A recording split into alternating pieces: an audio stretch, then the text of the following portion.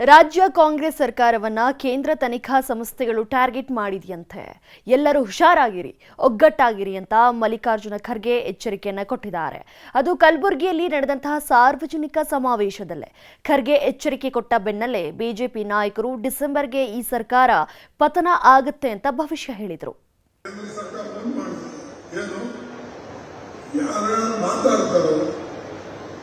ಯಾವ ಪಾರ್ಟಿಯಲ್ಲಿ ಸ್ವಲ್ಪ ಪ್ರಮುಖ ನಾಯಕರಿದ್ದಾರೋ ಅವರಿಗೆ ಹೆಂಗ್ ಹಾಕ್ಬೇಕು, ಸಿಬಿಐ ಹೆಂಗ್ ಅವ್ರ ಮೇಲೆ ಕೂಡಿಸ್ಬೇಕು, ಸಿಬಿಸಿ ಹೆಂಗ್ ಮಾಡಬೇಕು, ಇದ್ರ ಕಡೆ ಅವ್ರ ಗಮನ ಹೆಚ್ಚಿದೆ.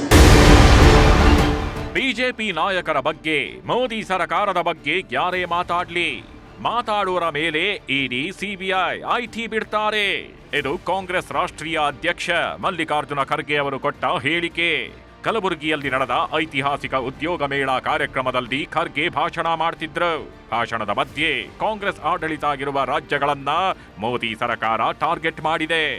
ಕಾಂಗ್ರೆಸ್ ಆಡಳಿತ ಸರ್ಕಾರವನ್ನ ಬೀಳಿಸೋ ಪ್ರಯತ್ನ ಶುರುವಾಗಿದೆ. ಕರ್ನಾಟಕ ಸರ್ಕಾರವನ್ನು ಕೆಡವಲು ಷಡ್ಯಂತ್ರ ನಡೀತಿದೆ ಅಂದ್ರು.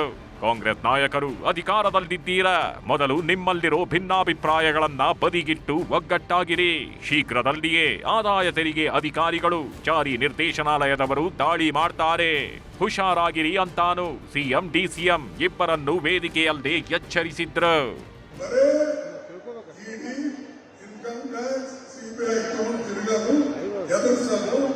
ಎಲ್ಲೆಲ್ಲಿ ಕಾಂಗ್ರೆಸ್ ಗೌರ್ಮೆಂಟ್ಗಳಿವೆ ಅದಕ್ಕೆ ಯಾವ ರೀತಿಯಾಗಿ ಕೆಡಬೇಕು, ಅದನ್ನು ಹಾಕಬೇಕು, ಅಧಿಕಾರ ಕೈಯಲ್ಲಿ ತಗೊಳ್ಬೇಕು ಅಂತಕ್ಕಂಥ ಪ್ರಯತ್ನ ಮಾಡ್ತಾ ಇದ್ದಾರೆ. ನಾವೆಲ್ಲೂ ಹೆದರೋದಿಲ್ಲ, ಬಗ್ಗದಿಲ್ಲದೆ ನಾವು ಯಾವಾಗಲೂ ಕೂಡ ನಿಮ್ಮ ಆಶೀರ್ವಾದ ಬೆಂಬಲದಿಂದ ಹೋರಾಟ ಮಾಡ್ತೇವೆ. ದೇಶ ಒಗ್ಗಟ್ಟಾಗಿರ್ತೇವೆ, ದೇಶ ಕಟ್ತೇವೆ ಮತ್ತು ಈ ಬಿಜೆಪಿ ಅಂತ ಸರ್ಕಾರಕ್ಕೆ ಒತ್ತು ಓಡಿಸ್ತೇವೆ. ಕಾಂಗ್ರೆಸ್ ರಾಷ್ಟ್ರೀಯ ಅಧ್ಯಕ್ಷ ಮಲ್ಲಿಕಾರ್ಜುನ ಖರ್ಗೆ ಬಹಿರಂಗವಾಗಿ ಮುಖ್ಯಮಂತ್ರಿ ಉಪಮುಖ್ಯಮಂತ್ರಿಗಳಿಗೆ ಸಂದೇಶ ಕೊಟ್ರು. ಕುರ್ಚಿ ಕಚ್ಚಾಟ ಬದಿಗಿಟ್ಟು ಒಗ್ಗಟ್ಟಾಗಿರಿ ಅಂದ್ರು. ಜೊತೆಗೆ ಐಟಿ, ಇಡಿ ದಾಳಿ ಬಗ್ಗೆಯೂ ಎಚ್ಚರಿಕೆ ಕೊಟ್ಟಿದ್ದಾರೆ. ಇದಕ್ಕೆ ಕಾರಣ ರಾಜ್ಯದಲ್ಲಿ ಆಗ್ತಿರೋ ಬೆಳವಣಿಗೆಗಳು. ಸಿದ್ದರಾಮಯ್ಯ ವಿರುದ್ಧ ಮೂಡಾ ಕೇಸ್ನಲ್ಲಿ ಜಾರಿ ನಿರ್ದೇಶನಾಲಯ ಎಂಟ್ರಿ. ಡಿಕೆಶಿ ಮೇಲೆ 2,000 ಕೋಟಿ ಹಗರಣ ಆರೋಪದಡಿ ಗವರ್ನರ್ಗೆ ದೂರು. ಭೂವಿ ನಿಗಮದ ಬಹುಕೋಟಿ ಹಗರಣದಲ್ಲಿ ಇಡಿಯಿಂದ ಹಲವರ ಬಂಧನ. ನಟಿ ರನ್ಯಾ ರಾವ್ ಗೋಲ್ಡ್ ಸ್ಮಗ್ಲಿಂಗ್, ಸಿಬಿಐನಿಂದ ತೀವ್ರಗೊಂಡಿರುವ ತನಿಖೆ.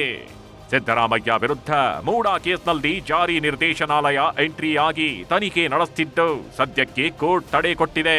ಉಪಮುಖ್ಯಮಂತ್ರಿ ಡಿಕೆಶಿ ಮೇಲೆ 2,000 ಕೋಟಿ ಹಗರಣದ ಆರೋಪದಡಿ ಗವರ್ನರ್ಗೆ ಮುನಿರತ್ನ ದೂರು ಕೊಟ್ಟಿದ್ದು ತನಿಖೆಗೆ ಅನುಮತಿ ಕೇಳಿದ್ದಾರೆ.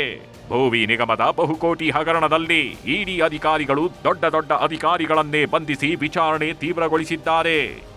ಇನ್ನು ನಟಿ ರನ್ಯಾ ರಾವ್ ಗೋಲ್ಡ್ ಸ್ಮಗ್ಲಿಂಗ್ ಕೇಸ್ನಲ್ಲಿ ಸಿಬಿಐನಿಂದ ತನಿಖೆ ತೀವ್ರಗೊಂಡಿದೆ. ಇದನ್ನ ಹೊರತುಪಡಿಸಿ ಅನೇಕ ಪ್ರಕರಣಗಳಲ್ಲಿ ಕಾಂಗ್ರೆಸ್ ಪ್ರಮುಖರ ಮೇಲೆ ಐಟಿ, ಇಡಿ, ಸಿಬಿಐ ಕಣ್ಣಿಟ್ಟು ತನಿಖೆ ಮಾಡ್ತಿದೆ. ಇದರ ಮಧ್ಯೆ ಸಿಎಂ ಡಿಸಿಎಂ ಕುರ್ಚಿ ಕಚ್ಚಾಟನೂ ಜೋರಾಗಿದ್ದು ಸರ್ಕಾರಕ್ಕೆ ಯಾವಾಗ ಏನಾಗುತ್ತೋ ಅನ್ನೋ ಆತಂಕ. ಹಾಗಾಗಿನೇ ಖರ್ಗೆ ನೇರವಾಗಿ ಸಿಎಂ ಡಿಸಿಎಂ ಸೇರಿದಂತೆ ಎಲ್ಲರಿಗೂ ವಾರ್ನಿಂಗ್ ಕೊಟ್ರು. ಖರ್ಗೆ ಅವರ ಮಾತಿಗೆ ಕಾಂಗ್ರೆಸ್ ನಾಯಕರು ದನಿಗೂಡಿಸಿದ್ರೆ ಈ ಸರ್ಕಾರ ಇರಲ್ಲ ಅಂತ ಬಿಜೆಪಿ ನಾಯಕರು ಭವಿಷ್ಯ ನುಡಿದ್ರು. ಇದೆಲ್ಲ ರಾಜಕೀಯ ಮಾಡ್ತಾರೆ. ರಾಜಕೀಯದಲ್ಲಿ ಕಾಂಗ್ರೆಸ್ ಪಕ್ಷದ ನೇತಾರರನ್ನೆಲ್ಲ ಬಗೆಹರಿಸಬೇಕು ಅನ್ನೋದು ಮೋದಿಯವರ ಒಂದು ಚಿಂತನೆ. ಮೋದಿಯವ್ರದ್ದು ಇರೋದೇ ಒಂದೇ ಅಲ್ಲ ರೀ, ಇಡಿ ಮತ್ತು ಐಟಿ ರೈಡ್ ಮಾಡೋದು. ಇಡೀ ಕಾಂಗ್ರೆಸ್ ಪಕ್ಷದ ಮುಖಂಡರುಗಳನ್ನ ನೆಲಸಮ ಮಾಡಬೇಕಂತ ಹೊರಟಿದ್ದಾರೆ. ಭ್ರಷ್ಟಾಚಾರ ಇವತ್ತು ಸಿದ್ದರಾಮಯ್ಯ ಅವರು ಬಹುಶಃ ಅವ್ರು ತಿಳ್ಕೊಂಡ್ಬಿಟ್ಟಿದ್ದಾರೆ. ಇದು ಲಾಸ್ಟ್ ಲೆಗ್ ಆಫ್ ಪೊಲಿಟಿಕ್ಸ್ ಅಂತಾರಲ್ಲ, ಕೊನೆಯ ಹಂತದ ಕ್ಷಣಗಳು ರಾಜಕಾರಣದಲ್ಲಿ. ಬಹುಶಃ ಅವರಿಗೆ ರಾತ್ರಿ ಕನಸು ಬೀಳ್ತಿರ್ಬೇಕು.